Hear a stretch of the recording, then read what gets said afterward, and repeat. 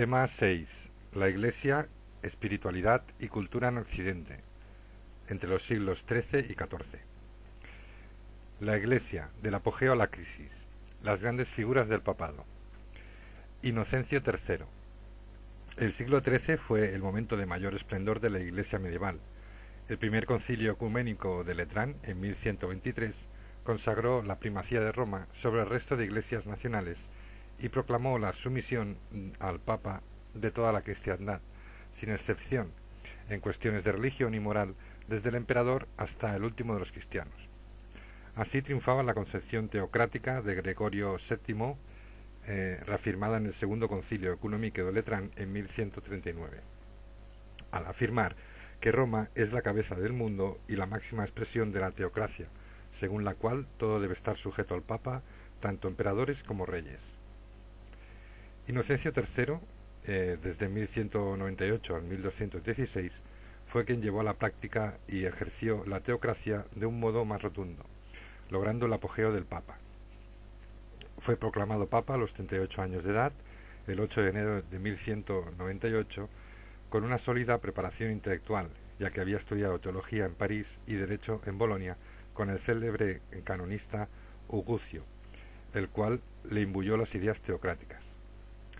Según esta teoría, el Papa, como vicario de Dios en la tierra, posee la auctoritas o la plena soberanía, mientras que el emperador y los reyes poseen la potestas o el poder político que reciben directamente de Dios. Aunque admite que en política los reyes se pueden predominar sobre el Papa, éste puede intervenir cuando los príncipes pecan gravemente, cuando hay que acudir a un árbitro supremo y cuando hay que defender los dominios eclesiásticos. Inocencio III intervendrá de forma activa en todos los reinos cristianos de la época sin excepción. Su primer objetivo fue afirmar su poder en Roma, por lo que destruyó a los miembros del Senado, los destituyó, nombrando un único senador, y a todos los funcionarios de Campidoglio, obligando al prefecto de la ciudad a prestarle juramento de fidelidad. Posteriormente se hizo con el control del ducado de Spoleto y de la marca de Ancona, que estaba bajo la administración imperial. A fin de ver cumplidas sus ansias teocráticas, usó con mucha frecuencia el arma de la excomunión y logró los homenajes feudales de varios reyes, como Pedro II de Aragón, Sancho I de Portugal, etc., aunque el señorío feudal sobre esos soberanos fue más ilusorio que real. En religión, tres fueron los objetivos principales: acabar con los herejes, proclamar una cruzada y convocar un concilio. Fueron perseguidos los humiliatis, los espiritualis y los joaquinistas, mientras que aquellos movimientos que exaltaban la pobreza evangélica sin denunciar a la cúpula eclesiástica fueron admitidos en la Iglesia, como los franciscanos o los pobres católicos. Aun cuando apoyó activamente la lucha contra los musulmanes, otorgándola el carácter de cruzada, no dudó en atribuir tal carácter a la lucha que se emprendió contra los albigenses o cátaros en 1208, y que fue utilizada hábilmente por el rey de Francia para imponer su dominio en el Midi francés, y que a la postre reportó al papado la posesión del condado de Aviñón. El cuarto concilio ecuménico de Letrán en 1215 marcó el cenit de la teocracia de Inocencio III, en la que se aprobó, primero, el término transubstanciación para indicar la transformación sustancial que se producía en la Eucaristía. Segundo, la confesión y comunión obligatorias al menos una vez al año. Tercero, la predicación de una nueva cruzada. Y cuarto, condenó como herética la doctrina de Joaquín de Fiore, que predicó la llegada de una nueva edad en la que ni la Iglesia ni el Estado serían necesarios y donde la humanidad viviría en una sociedad igualitaria. Bonifacio VIII. Tras estar la sede vacante 27 meses, desde el 1292 a 1294, el colegio de 11 cardenales logró elegir como papa al eremita benedictino Pedro Monroe, que fue un dócil instrumento en manos de Carlos II de Nápoles, que consiguió que se trasladara la curia a Nápoles, y del intrigante cardenal Benedicto Caetani, o llamado Celestino V, nombre elegido por el Papa tras 5 meses de pontificado, que encargó al cardenal Caetani la redacción de una bula de renuncia al pontificado. El nuevo papa, el cardenal Caetani, tomó el nombre de Bonifacio VIII desde el 1294 al 1303 y fue elegido en la primera votación, aunque acusado de simoniaco. Su primer acto fue trasladar la curia a Roma y encarcelar al anterior papa Celestino V, el cual murió un año y medio después, según la opinión popular, asesinado por el nuevo papa. Bonifacio VIII fue el último representante de la teocracia pontificia que Inocencio III había llevado a su culminación. Tras la publicación de su famosa bula Clericis Laicos en 1296, en la que se resumía la doctrina teocrática del pontificado, intentó acabar con los rumores de su elección ilegítima que circulaban en Roma y que los cardenales Pedro y Santiago Colonna proclamaban abiertamente. El Papa excomulgó y depuso a los dos cardenales y arrasó sus fortalezas, por lo que ambos buscaron refugio en la corte francesa, al tiempo que confiscaba sus bienes y los repartía entre sus parientes y partidarios. El 22 de febrero de 1300 publicó la bula Anticorum Habet Fidem, por la que proclamó el primer año santo de la cristiandad, en la que otorgaba la indulgencia plenaria a todos los que aquel año visitaran las basílicas romanas de San Pedro y San Pablo, y se establecía su convocatoria cada 100 años. Su enfrentamiento con el rey francés y su humillación en Anagni marcaría el trágico final de su pontificado.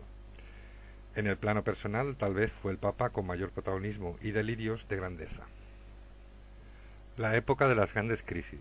El papado de Aviñón. La elección de Clemente V entre 1305 y 1314 marca el inicio del denominado Papado de Aviñón o Cautividad de Aviñón, ya que los 7 papas que allí residieron durante casi 70 años estuvieron bajo la tutela del rey de Francia y fueron fieles ejecutores de sus deseos. Bertrand de Got, arzobispo de Burdeos, había acordado con Felipe IV su elección pontificia a cambio de la cesión de las décimas del reino durante 5 años.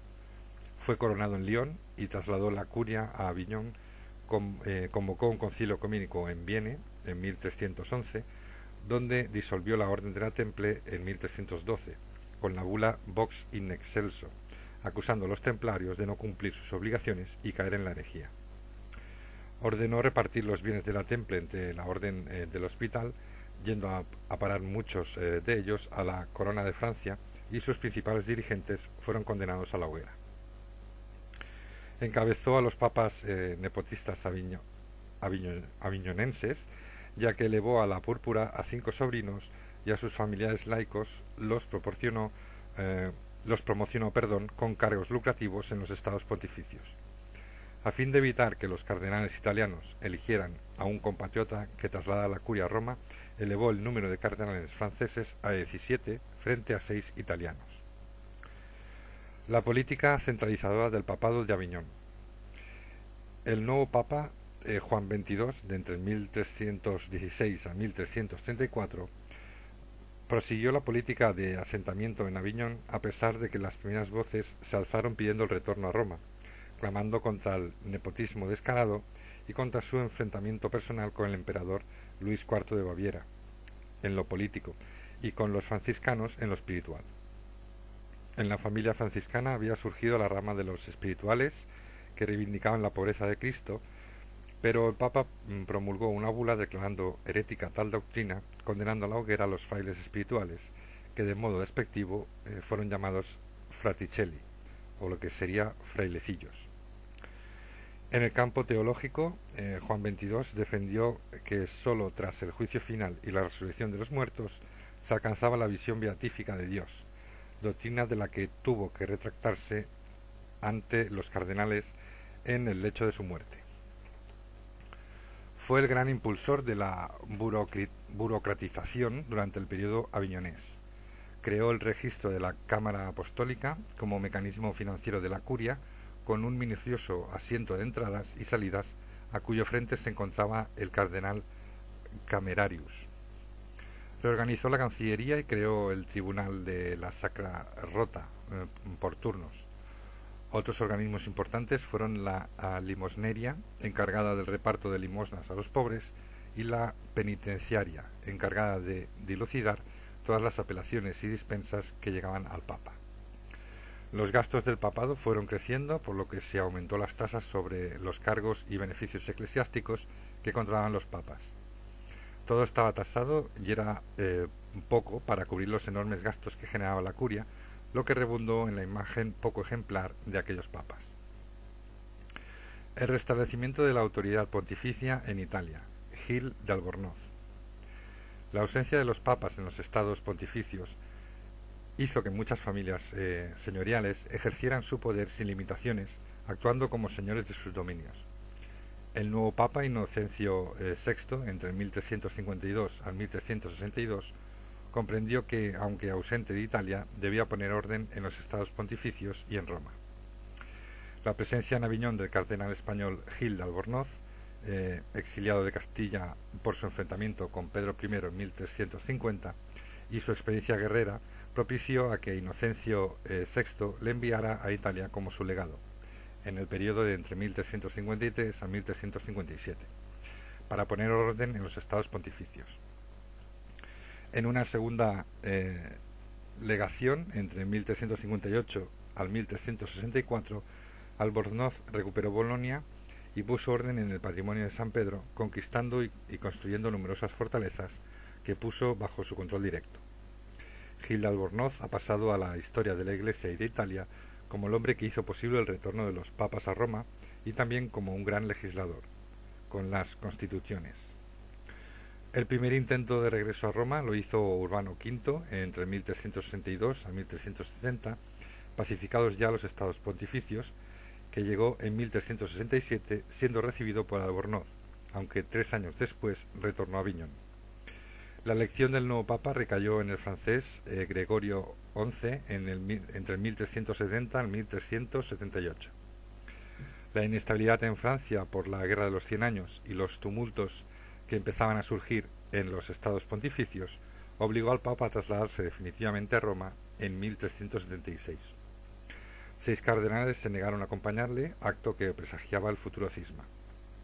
Ante el lamentable estado que presentaba el Palacio de Letrán, el Papa optó por el Vaticano, que pasó a ser desde entonces la residencia oficial de la Ciudad Eterna. El cisma de Occidente. Los intentos de solución. A la muerte de Gregorio XI, el día de la elección, los romanos se amotinaron al grito de «¿Queremos un papa romano o por lo menos italiano?». El elegido fue el italiano Bartolomé Prignano, arzobispo de Bari, que tomó el nombre de Urbano VI entre el 1378 y 1389. 2 meses bastaron para que el Papa mostrara su carácter despótico e insolente, que hizo que 6 cardenales franceses y el aragonés Pedro de Luna firmaran un documento en el que declaraban la nulidad de la elección papal por las presiones sufridas. Se deponía al Papa y se anunciaba la sede vacante, anunciando una nueva elección 10 días después. El elegido fue Clemente VII desde el 1378 al 1394, que fue reconocido por los 6 cardenales que pertenecían a la ciudad del Ródano. El nuevo papa se trasladó a Aviñón, con lo que el cisma estaba consumado. La cristiandad se dividió en 2 bandos, que apoyaban a uno u otro papa en función de sus intereses personales o políticos. Las obediencias se alternaban e incluso las diócesis estaban divididas. El Papa de Roma apoyaba su prestigio en las posesiones de la ciudad, al tiempo que el de Aviñón lo hacía amparándose en el número de cardenales y la eficacia de su administración. El carácter neurótico y prepotente de Urbano VI hizo que varios de sus cardenales lo abandonaran y se trasladaran a Aviñón. El Papa, sintiéndose inseguro, arrestó a 6 cardenales que murieron asesinados en la cárcel, mientras que los otros cuatro los privó de sus cargos y rentas. A su muerte, los 14 cardenales romanos eligieron a Bonifacio IX entre el 1389 al 1404, ignorando el Papa francés, por lo que el cisma se confirmó. Este Papa practicó el nepotismo de un modo descarado y, ávido de dinero, echó por tierra la obra de Albornoz, a reconocer como vicarios pontificios con derecho hereditario a los señores que dominaban las principales ciudades pontificias a cambio de un tributo anual. Varios fueron los intentos de solución que se hicieron, como, en primer lugar, la vía facti, o por la fuerza, pero era impensable por la igualdad de fuerzas y porque ningún príncipe estuvo dispuesto a emprender una acción de tal naturaleza. En segundo lugar, la vía sessionis, propuesta por la Universidad de París en 1394, que planteaba la renuncia de alguno de los papas, pero la firme oposición de Pedro de Luna, que fue elegido papa con el nombre de Benedicto XIII entre el 1394 y 1323, que dio al traste con ella. Y la tercera fue la vía convectionis, o diplomática, mediante una reunión entre los dos papas, que también fracasó, ya que ninguno estaba dispuesto a ceder. La superación del cisma, el concilio de Constanza. El cisma duraba demasiados años y se corría el riesgo de fractura total, como había ocurrido siglos antes con las iglesias de Oriente, y los partidarios de ambos papas estaban de acuerdo en poner fin a este escándalo. Ante la amenaza de retirar su obediencia de varios príncipes y cardenales, el romano Gregorio XII, entre el 1406 al 1415, y el aviñonés Benedicto XIII, aceptaron un encuentro que no llegó a producirse, ya que ambos papas consideraron que tal acto hubiera reconocido la legitimidad del contrario. Ante el bloqueo de la situación fue abriéndose paso la vía concili, en la que el papa puede errar pero no el concilio, pues es la manifestación de toda la Iglesia. El monarca francés, Carlos VI, retiró su obediencia a Benedicto XIII y lo asedió en Aviñón, pero el papa aragonés pudo escapar y se refugió en Perpiñán, al tiempo que proponía celebrar en Pisa un concilio que reuniera cardenales de ambos bandos. El concilio de Pisa de 1409 declaró depuestos y cismáticos a ambos papas y se eligió por unanimidad al arzobispo de Milán con el nombre de Alejandro V, de entre el 1409 al 1410. El remedio fue peor que la enfermedad, ya que la cristiandad contaba ahora con 3 papas que se excomulgaron mutuamente. La súbita muerte de este papa, al parecer envenenado, hizo que fuera elegido Juan XXIII entre el 1410 al 1415, que se instaló en el Vaticano. El emperador Segismundo tomó la iniciativa de convocar un concilio, el Concilio de Constanza, al que Juan XXIII se adhirió con su propia convocatoria, lo que lo convirtió en ecuménico. El concilio fue inaugurado el 5 de noviembre de 1414 y se acordó que las votaciones fueran por naciones, solicitándose la dimisión voluntaria de los 3 papas, y así lo hicieron Juan XXIII y Gregorio XII. Pero Benedicto XIII nunca abdicó y desde su castillo de Peñíscola se mantuvo en sus 13, abandonado por todos hasta su muerte en 1423. El 11 de noviembre de 1417 eligieron a Odón Colonna como Martín V desde el 1417 al 1431, dándose por concluido el cisma. Las órdenes mendicantes. Tras el éxito de las órdenes monásticas, como los cluniacenses y cistercienses, con el tiempo y el surgimiento de nuevas formas de vida y pensamiento, estas órdenes tradicionales fueron quedando al margen de dichos cambios y aisladas en sus grandes monasterios y dominios agrarios. Las ciudades, con sus nuevas formas de vida y pensamiento, necesitaban nuevos modelos de espiritualidad y ejemplos de pobreza evangélica, como el que ofrecían algunos grupos de cristianos. Algunos de estos movimientos, por su radicalismo y por su doctrina, ponían en cuestión los fundamentos de aquella sociedad jerarquizada y anquilosada. Así, cátaros, valdenses, Illuminati y otros grupos fueron perseguidos como subversores del orden establecido. A pesar de ello, su predicación y el ejemplo de su vida habían llamado la atención a sus contemporáneos. Nacieron de esta forma y con estos presupuestos las órdenes mendicantes, llamadas así porque, a diferencia de las órdenes monásticas tradicionales, vivían de la caridad, no admitiendo ningún tipo de propiedad, a excepción de su propio convento, sus ropas y sus libros para el estudio. A diferencia del monje, del fraile o hermano mendicante, vivía en las ciudades y ejercía la predicación. Tenía buena formación intelectual y tanto dominicos como franciscanos ejercerán un importante papel en los nuevos centros de enseñanza que van surgiendo por toda Europa, es decir, las universidades. Los dominicos. Esta orden mendicante fue fundada por Santo Domingo de Guzmán, natural de Burgos, En 1203 acompañó a su obispo al sur de Francia y a la visita de los estragos que estaba causando a la vista, de los estragos que estaba causando la herejía albigense, decidió combatirla mediante la predicación, fundando en Toulouse, en 1215, la Orden de los Predicadores, con la aprobación del obispo de la diócesis y confirmada posteriormente por Honorio III. Los frailes dominicos vivían en conventos regidos por un prior, repartidos en provincias, al frente de las cuales había un capítulo provincial. Al frente de la orden había un maestro general, al que aconsejaba el capítulo general, que se reunían todos los años. La vida conventual se regulaba como la de los canónigos de San Agustín, dando especial importancia a la pobreza y la formación intelectual. Cada convento se transformó en un centro de estudio para preparar la predicación. Dada la preparación intelectual de los dominicos, los papas les encargaron de modo preferente la predicación contra la herejía, pasando a identificarse dominico con inquisidor, ya que a dicha orden pertenecía casi en exclusiva los inquisidores medievales. Los franciscanos. San Francisco de Asís pertenecía a una familia acomodada de comerciantes de dicha ciudad, y a los 20 años, junto a un grupo de amigos, emprendió una vida de penitencia, oración y mendicidad, aspirando a los ideales de la pobreza evangélica, pasando a denominarse viri penitentiales, hombres de penitencia. Pronto adquirieron fama y el Papa Inocencio III aprobó la fraternidad de la penitencia en 1210, autorizándolos solamente a predicar sobre temas de moral. Francisco redactó una regla aprobada por Honorio III en 1223 para su orden de frailes menores, nombre que adoptaron los franciscanos como signo de humildad.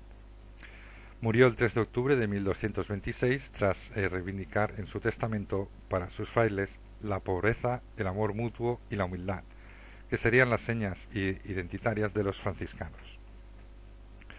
La orden franciscana nació con claras señales de división entre los partidarios de una pobreza extrema, los espirituales, simpatizantes de las ideas de Joaquín de Fiore, algunas de ellas condenadas por el Cuarto Concilio de Letrán, y los conventuales, que aceptaban la interpretación que el general de la orden, Elías de Cortona, daba al testamento de San Francisco sobre la pobreza. A fin de aplacar el disenso, San Buenaventura, ministro general de la orden, promulgó unas constituciones en 1274, pero el conflicto continuó hasta el siglo XIV, cuando fueron perseguidos y condenados los más obstinados por la orden de Juan XXII, conocidos como Fraticelli. Finalmente, en 1434, Eugenio IV dividió la orden en dos congregaciones, aunque sometidas a un mismo general, los observantes y conventuales. Además de dominicos y franciscanos, hubo otras órdenes mendicantes, como los carmelitas o del Monte Carmelo, los mercedarios, dedicados al rescate de cautivos cristianos en manos musulmanas, y la de los ermitaños de San Agustín o agustinos, dedicados a la enseñanza y la predicación. La vida intelectual y artística. Las universidades. El descubrimiento de Aristóteles encauzó el pensamiento filosófico y teológico por derroteros diversos, a los que hasta ese momento lo conducía el platonismo y el agustinismo. La gran obra de San Alberto Magno y de Santo Tomás de Aquino fue la de compatibilizar el pensamiento cristiano con la nueva filosofía, haciendo que la escolástica y sus métodos triunfasen plenamente. A principios del siglo XIII no empezó a generalizarse el término universitas o universidad para designar el lugar donde se impartían estudios superiores o para definir la asociación de profesores y estudiantes. Hasta ese momento se utilizó los términos estudios generales. Las principales universidades durante el siglo XIII fueron las de Bolonia y París. La Universidad de Bolonia fue la más antigua, especializada en el estudio del derecho, tanto civil como canónico. Los estudios de derecho civil comenzaron cuando Irneo, en el 1088, fundó una escuela para la enseñanza del derecho romano a través del Corpus Juris Civiles de Justiniano y fundó la llamada Escuela de los Glosadores para aclarar el significado de algunos conceptos. También brilló en el campo del derecho canónico con la figura de Graciano en el siglo XII, que lo sistematizó y fue su primer maestro. Universidad de París. Se especializó en la enseñanza de teología con 4 facultades: artes, teología, medicina y derecho, al frente de las cuales había un decano.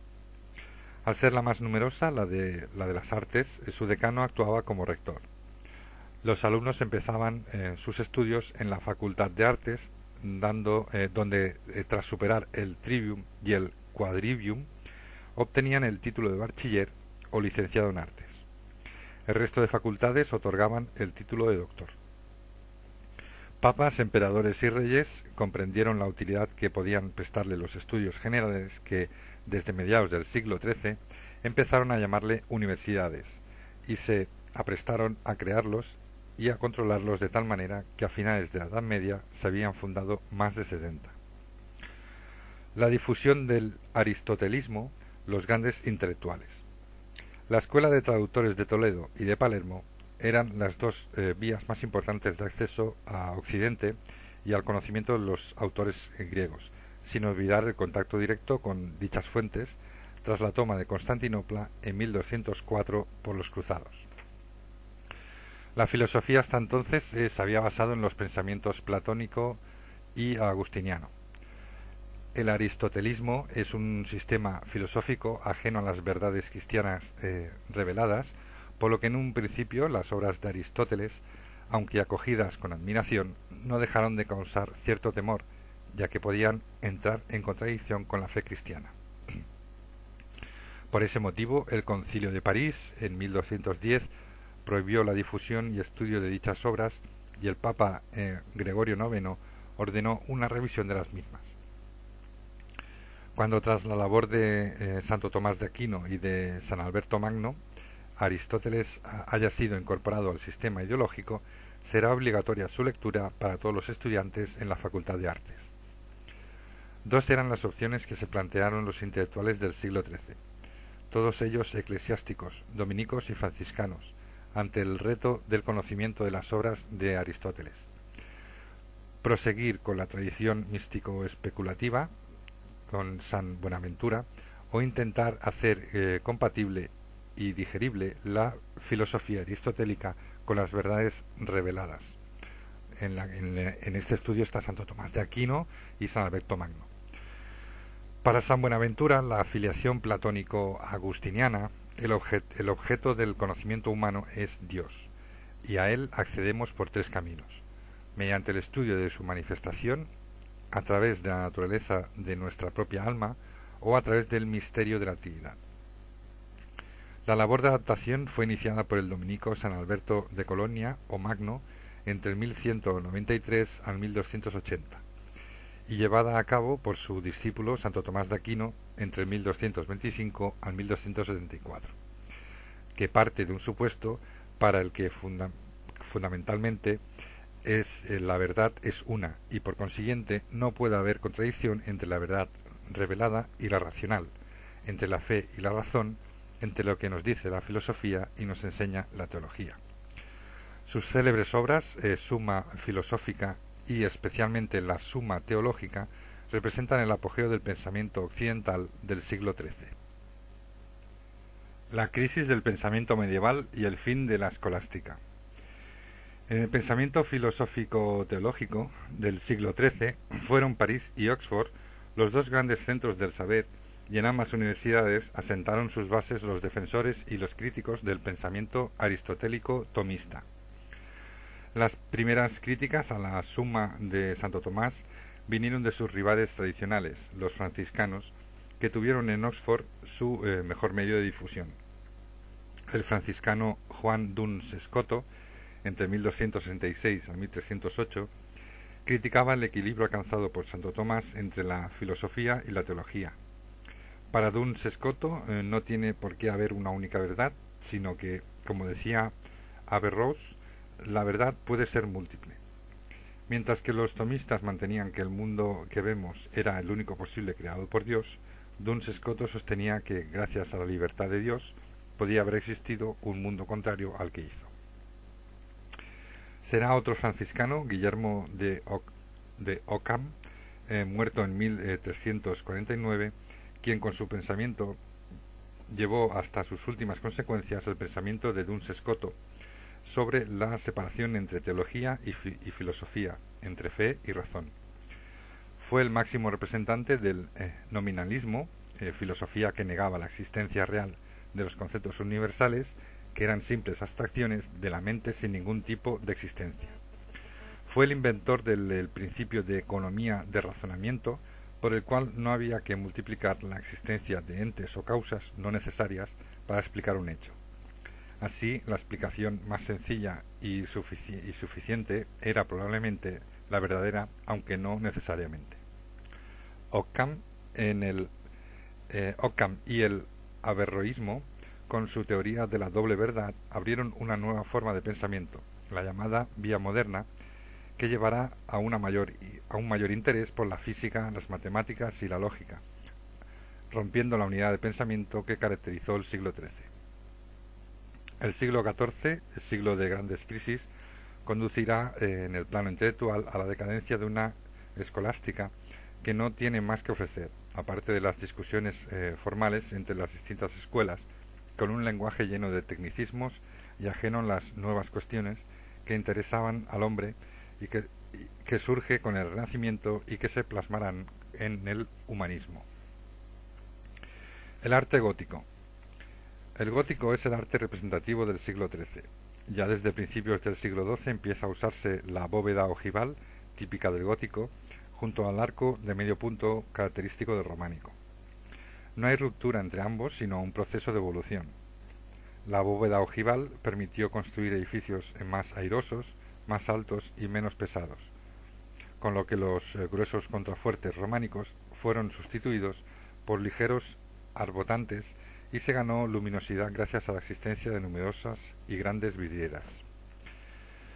Si los cluniacenses habían sido los grandes difusores del románico en Europa, ahora serán los monjes cistercienses quienes divulguen la simplicidad del gótico, que tuvo en sus monasterios sus mejores ejemplos arquitectónicos, y en el abad Suger de Saint-Denis, uno de los principales impulsores. En poco tiempo se construyeron en Europa las nuevas catedrales más espaciosas, más altas y más luminosas que sus predecesoras románicas. Donde no abunda la piedra, el ladrillo lo sustituye con éxito, erigiéndose importantes edificios destinados a pervivir durante siglos. La escultura fue un magnífico complemento de las fachadas góticas, dando lugar a grandiosos pórticos. La verticalidad y la altura serán otra de las características de las catedrales góticas. La escultura y la pintura se vieron influidas por el espíritu franciscano, que predicaba la bondad y el acercamiento de Dios a sus criaturas, por lo que se abandona el hieratismo típico del románico por las maneras más suaves del Salvador, que bendice y no juzga, y sobre todo por la aparición de la Virgen, incluso en grandes fachadas, ocupando la figura central de las mismas, como en Reims. La música vio nacer en el siglo XIV la llamada Ars Nova, en oposición al Ars Antigua existente hasta entonces.